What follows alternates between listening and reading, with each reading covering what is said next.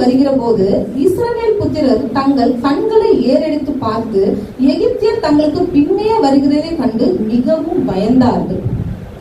இப்போ அவங்களுக்கு பயம் எப்படின்னா பயங்கரமான ஒரு பயம் இருந்திருக்கும் இல்லையா? இப்ப நம்ம அங்கேயே இருந்திருப்போம், நம்ம அங்க இருந்திருந்தா கூட ஒரு அளவுக்கு இருந்திருப்போமே. ஆனா ஆண்டவர் கர்த்தர் பாத்தீங்கன்னா அவ்வளோ அற்புதங்களை இவங்களுக்கு செஞ்சிருக்கிறார்.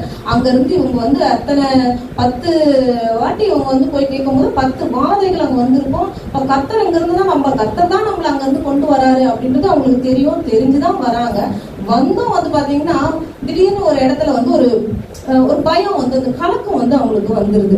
இந்த கலக்கத்தினால இவங்க இந்த மாதிரியான ஒரு பயம் வரும்போது மோசேஸை பார்த்து இவங்க கேக்குறாங்க. அன்றையும் அவர்கள் மோசேயை நோக்கி, எகிப்திலே பிரேத குழிகள் இல்லை என்று வனாந்திரத்திலே சாகும்படிக்கு எங்களை கொண்டு வந்தீர்.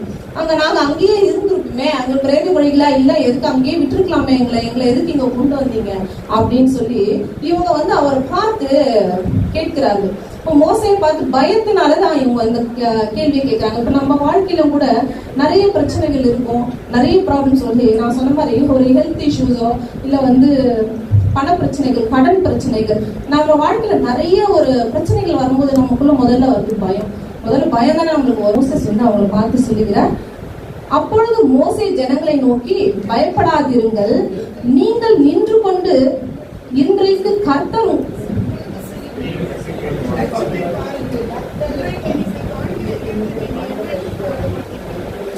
நம்ம வாழ்க்கையில வர நிறைய சத்துருக்கள், நிறைய போராட்டங்கள், நிறைய பிரச்சனைகள் எல்லாம் சத்துருக்கள் எவ்வளவு வந்தாலுமே இன்னைக்கு அவங்க இருப்பாங்க. ஆனா இனிமேல் நீங்க அவங்களுக்கு காண மாட்டீங்க. உங்களுக்காக கர்த்தர் யுத்தம் பண்ண போகிறார்.